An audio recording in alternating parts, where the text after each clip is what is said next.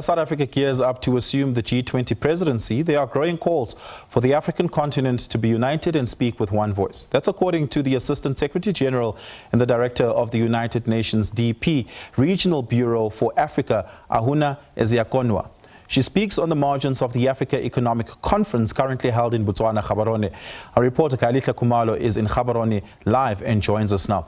Khayelihle, there's been a key message about Africa using its resources to put an end to poverty and unemployment, but very specifically for Africa to speak with one voice in all the multilateral platforms and forums where it holds a voice, such as the G20 and such as the United Nations and subsequently the Security Council and various other institutions.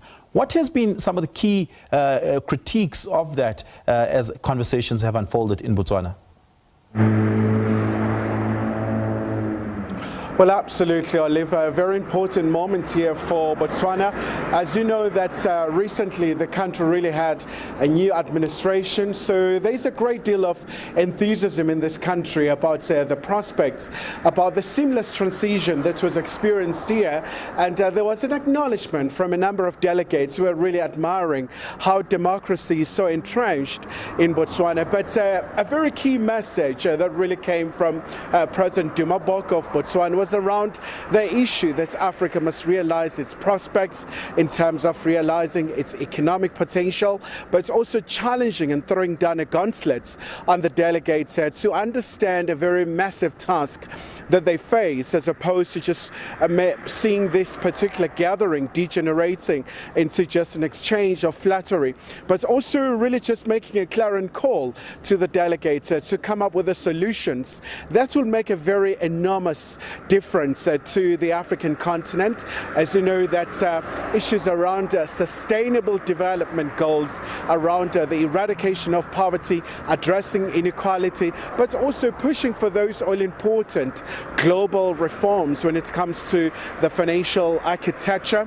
That was also a very important issue that came quite strongly, Oliver, from a number of key speakers. For example, you had Mr. Katata, who is a Secretary Executive of the UN Commission for Africa, really raising all these concerns, talking about the debt crisis facing a number of African nations, saying that some of these challenges are emanating from the global structures that haven't been reformed, that are still really outdated, reflecting that 1945 settlement post the Second World War II. But a very interesting time for Botswana as well, as it really showcasing what it can offer in terms of the continent as well.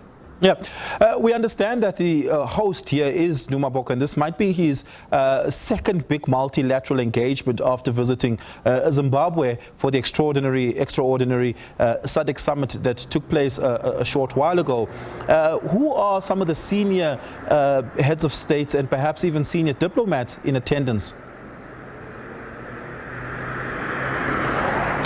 Well, obviously, Oliver, you have so many luminaries here from development and the African continent, and so many countries represented across the regions of the African Union. But a very key message as well came strongly, of course, from a number of prominent speakers who spoke about the issues of climate change, for example, in the African continent.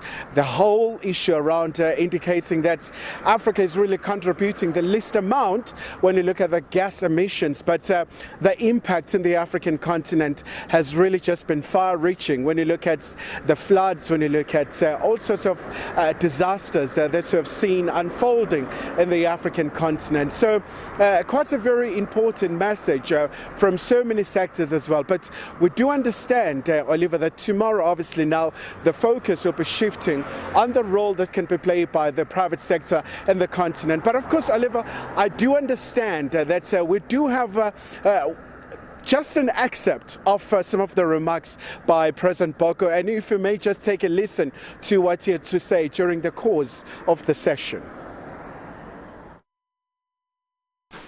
Africa still has unique prospects which, if harnessed effectively, can transform challenges into opportunities for the continent, not only to survive, but also, and more importantly, to thrive.